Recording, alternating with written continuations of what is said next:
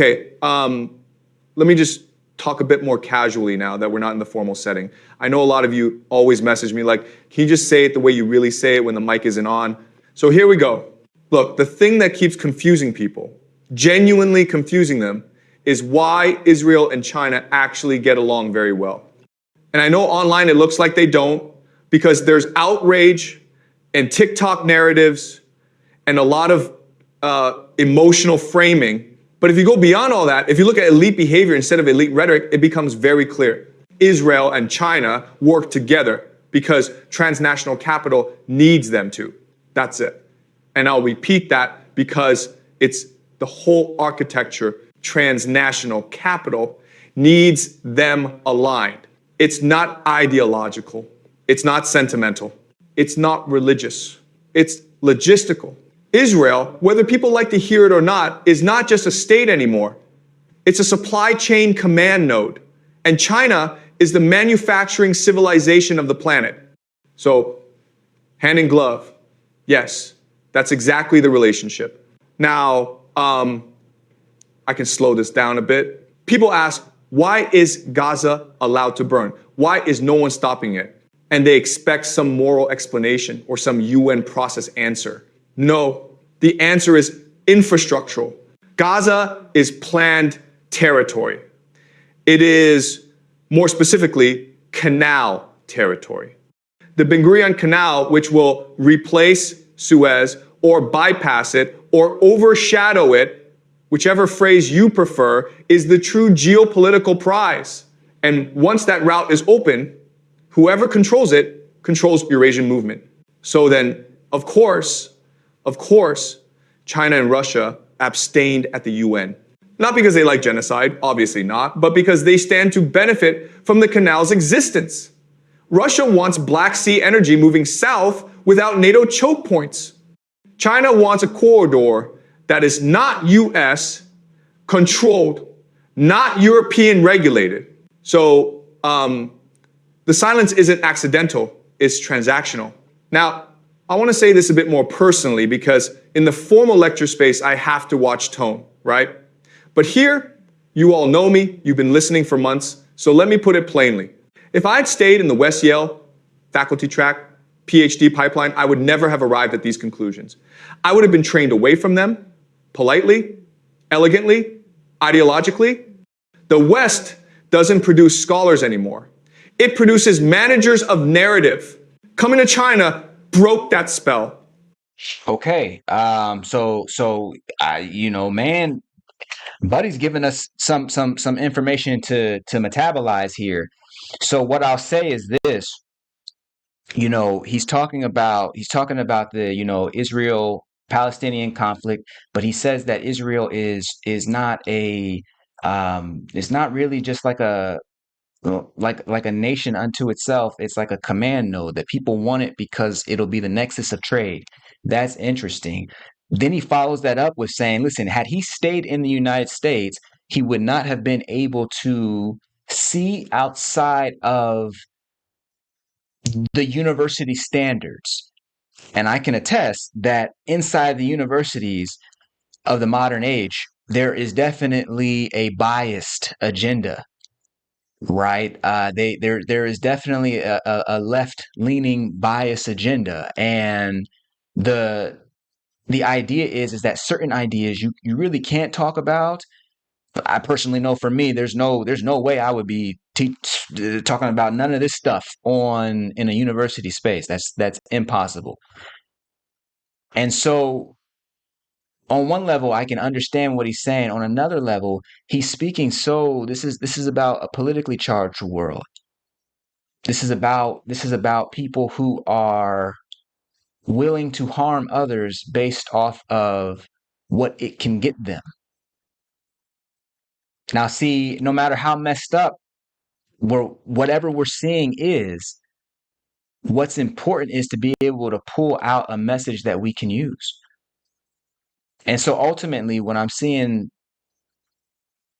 that he's talking about Gaza being a territory unto itself, a territory that people have already marked, that they effectively they want to take that. You dig what I'm saying? And it's kind of by any means necessary at this point. It doesn't even matter what's true or not. We each know enough about human behavior to know that people often do things in order to get things. That people are doing stuff, including causing wars, going to jobs they hate, getting into marriages they really don't want to be in. It doesn't matter what the behavior is. We know that people are going into it because there is some version of outcome based thinking, some version of if I can just get this thing, then I won't have to deal with this deep sense of lack or scarcity that I currently feel. This clip is helpful in the sense that whatever your stance politically, the idea here is that if we can be an example, if we can show human beings how to move in the world without doing things to get things. We can only do that, of course, if we ourselves are operating from this love platform, if we ourselves are operating from this love frequency. That's because love is its own reason for doing. It's not something that we're trying to force onto somebody else. It's not something that we're not trying to get to a better position, a better place. We are not currently fearful of anything that's happening in our environment. Why? Because we have dealt with our own phantoms. We've dealt with our own phantoms. Some people might say, well, that's well and good, but you ain't talking about understanding strategic trade relationships and how we have to make sure that we stay on top because of this, that, and the third, and this, that, and the third. I'm saying this, that what you win with violence, you lose with violence.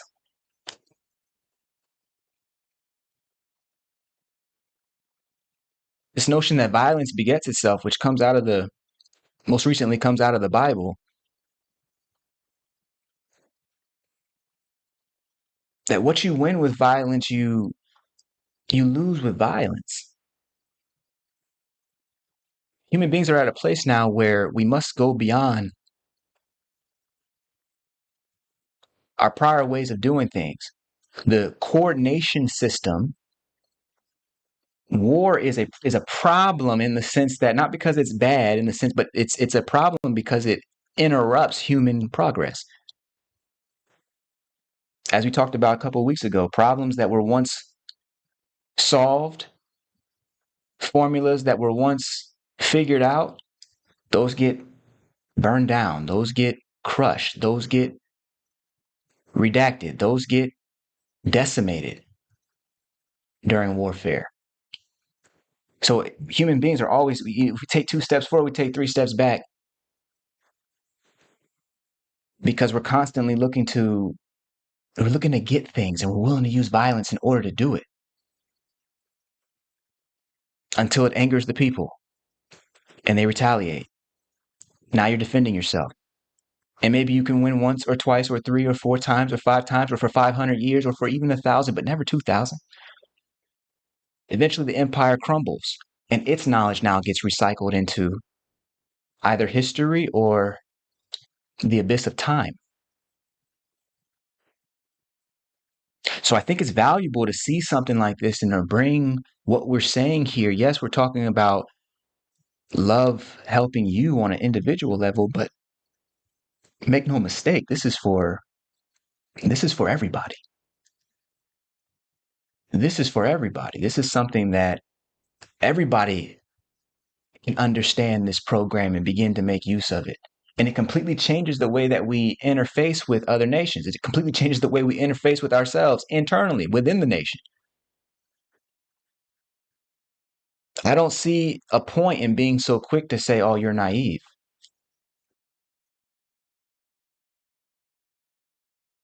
Let's live from this new place and then see what makes sense. When we have new vision, when we have new sight, new eyes for seeing,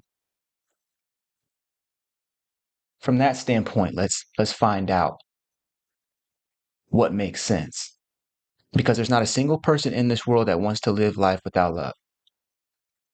Every single thing that we're doing is for that. And so let's just give it to ourselves. and then figure out who we are. And then figure out who we are. It's what you want anyway, so give it let's give it to ourselves and then let's look at our world anew and see what options are actually available rather than the ones we're afraid to admit are even on the table. You know, when you think about the current issues that are happening right now, it took me a long time to realize that the problem is not any one particular nation or group or what the problem is human ignorance. The versions of, you know, empire, the versions of the powers that be, the versions of whatever secret intelligence groups that you can point to, like they're just the latest manifestation of a deeper ignorance. What happens when an organism sees itself as separate from the totality of existence and so has to fight to defend itself? Rather than dissolving the illusion, they'd rather dissolve another person.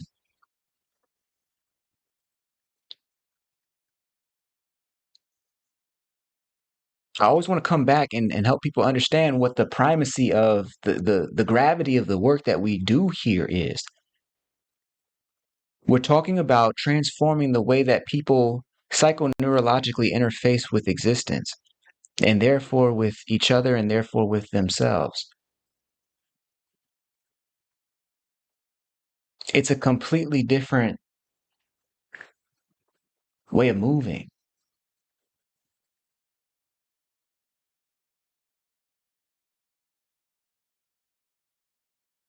And it connects us with something that's greater than ourselves.